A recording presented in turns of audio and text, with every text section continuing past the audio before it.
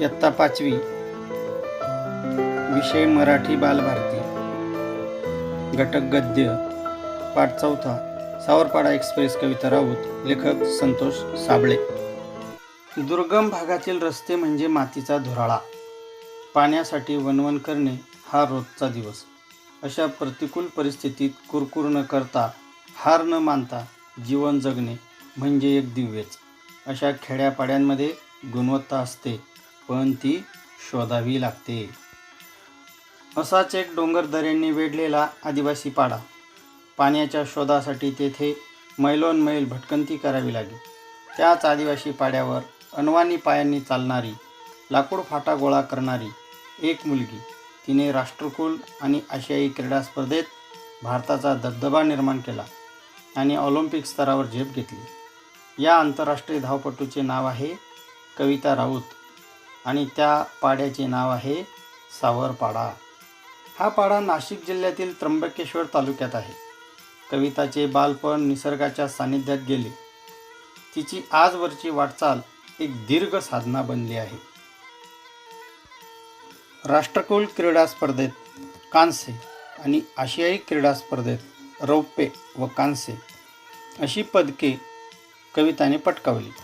लागोपाठच्या या दोन्ही स्पर्धांमध्ये भारताचे नाव उंच करणारी धावपटू म्हणजेच सावरपाडा एक्सप्रेस कविता राऊत. चीनमधील ग्वांगझू येथे झालेल्या आशियाई क्रीडा स्पर्धेत 10,000 मीटर धावण्यात कविताचे सुवर्णपदक अवघ्या सेकंदांनी हुकले. पण त्या प्रसंगी कविताची समजूत तिच्या आईने काढली.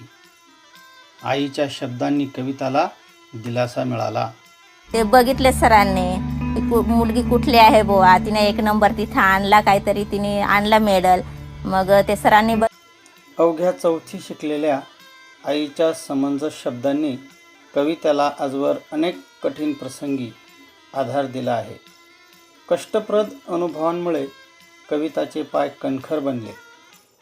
नाशिक जिल्हास्तरीय शालेय क्रीडा स्पर्धेत कविताने धावण्यात प्रथम क्रमांक मिळवला.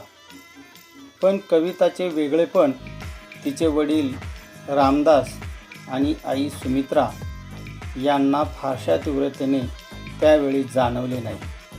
कविताच्या पायांमधील चमकदार दौड हेरली ती प्रशिक्षक विजेंद्र सिंग यांनी. त्यांनी कविताच्या आईवडिलांची मानसिकता तयार केली आणि तिला नाशिकच्या भोसला मिलिटरी स्कूलच्या मैदानावर तंत्रशुद्ध पद्धतीने धावण्याचे धडे देण्यास सुरुवात केली. बूट घालून धावणे कविताला अवघड वाटायचे, कारण लहानपणापासून अनवाणी धावण्याचीच तिला सवय होती. विजेंद्र सिंग यांनी तिच्याकडून बूट घालून धावण्याचा सराव नियमितपणे करून घेतला. हिऱ्याला पैलू पाडल्यावर त्याचे तेज अधिकच फैलावते, तसे तिच्या बाबतीत झाले. गुजरातमधील गांधीनगर येथे झालेल्या राष्ट्रीय पातळीवरील शालेय स्पर्धेत धावण्यात रौप्य पदक मिळवून तिने यशाचा आरंभ केला. पुढे मग नाशिक येथे सराव आणि हर्सूल येथे शिक्षण अशी कसरत कविता करत होती. कविताची ही ओढाताण पाहून विजेंद्र सिंग यांनी तिला 11वीसाठी भोसला मिलिटरी कॉलेजमध्ये प्रवेश मिळवून दिला. ती राहणार कुठे, हा कविताच्या आईवडिलांना पडलेला प्रश्नही विजेंद्र सिंग यांनी सोडवला. 24 ऑक्टोबर 2002 पासून पुढील 5 वर्षे ती त्यांच्याच घरी राहिली. स्वतःचाच एक मुलगा आणि एक मुलगी असलेल्या सिंग दाम्पत्याने आपली दुसरी मुलगी म्हणून कविताचा सांभाळ केला. तिच्या धावण्याच्या गतीकडे विजेंद्र सिंग यांनी लक्ष पुरवले आणि त्याची प्रचिती म्हणजेच कविताचे यश. एका पाठोपाठ एक विक्रम तिच्या नावावर झळकू लागले. कविताच्या यशामुळे हर्सुल सावरपाडा या भागास नवी ओळख मिळाली.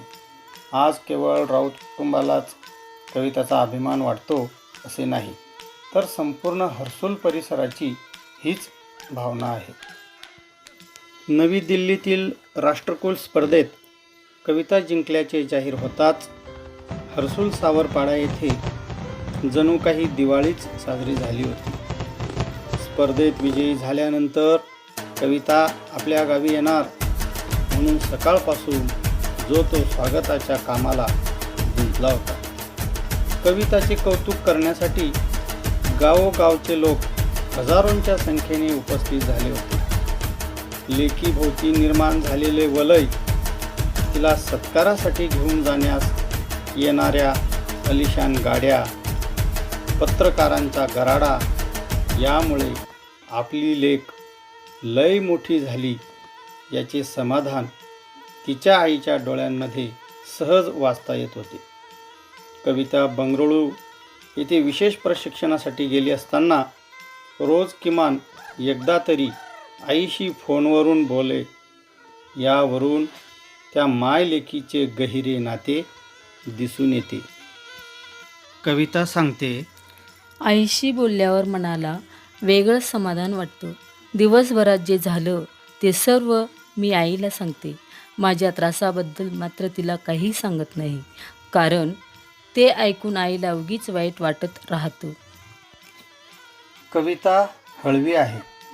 प्रसिद्धीच्या वलयाने तिच्या स्वभावात काही फरक पडलेला नाही. बाप लेकीच्या नात्यातील वीणही तितकीच गहिरी.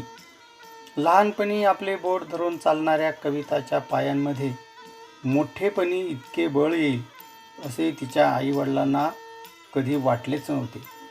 कविताच्या यशाचे सर्व श्रेय ते प्रशिक्षक विजेंद्र सिंग यांना देतात. जेव्हा कविता प्रतिकूल आर्थिक परिस्थितीची झगडत होती, तेव्हा तिला आर्थिक मदत मिळावी म्हणून जो भेटेल त्या प्रत्येकास विनंती करण्यात विजेंद्र सिंग यांनी कोणताही कमीपणा वाटू दिला नाही. तेव्हा त्यांनी कमीपणा वाटू दिला असता तर कदाचित आज कविता या स्थानापर्यंत पोहोचू शकली नसती. गेल्या काही वर्षापासून कविता कुटुंबापासून दूर राहत असली तरी तिने सर्वांचे प्रेम जपले आहे. घरचे सण समारंभ, उत्सव यांमध्ये प्रत्यक्ष सहभागी होता येत नसल्याची खंत कविताला वाटते. बंगळुरूच्या क्रीडा केंद्रात कविताला तिच्या आवडीच्या अजून एका गोष्टीपासून दूर राहावे लागेल. ती म्हणजे वांग्याची भाजी आणि नागलीची भाकर. कवितामुळे सावरपाड्याचे नाव आज सर्वदूर पसरले आहे. कविता तिथल्या मुलामुलींसाठी आदर्श ठरले आहे. आज कविता भारतातील अव्वल धावपटू आहे. पी.टी. उषा या धावपटूला ती आपला आदर्श मानते. ती खूप मेहनती आहे. धावण्याचा सराव ती मनापासून करते. आपल्या प्रशिक्षकांनी दिलेल्या छोट्या मोठ्या सूचनांचे कटाक्षाने पालन करते. कविताचे म्हणणे आहे, मेहनत करणे आपल्या हातात असते. मेहनत हाच उद्दिष्टांकडे, ध्येयाकडे नेणारा महामार्ग आहे. हा महामार्ग आपल्याला यशाकडे नेतो. आपले जीवन आपणच घडवतो. कोणत्याही खेळाडूसाठी शारीरिक तसेच मानसिक तंदुरुस्तीही महत्त्वाची असते. कविता सरावात कधीच कसूर करत नाही. कविताचे इतर झगमगाटी गोष्टींकडे लक्षही नसते. खेळाचा सराव चालू असतानाच यशवंतराव चव्हाण महाराष्ट्र मुक्त विद्यापीठामुळे तिच्या शिक्षणात खंड पडला नाही. कविता ही तिच्या जीवन प्रवासाची नायिका ठरली.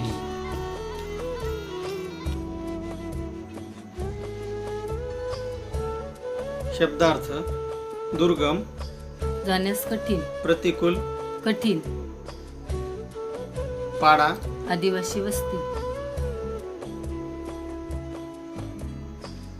अनवाणी, पायात चपला किंवा वाहना नसणे, दबदबा, दरारा, दिलासा, धीर, कणखर, काटक किंवा मजबूत, कसूर, चूक,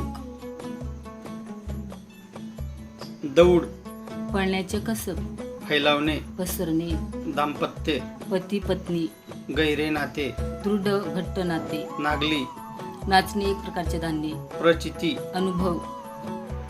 स्वाध्याय सोडवण्यासाठी खालील लिंकवरून सोडवा. Link testmoz.com/40349224. वाचक स्वर गीतांजली भुये. निर्मिती श्रावण भुये.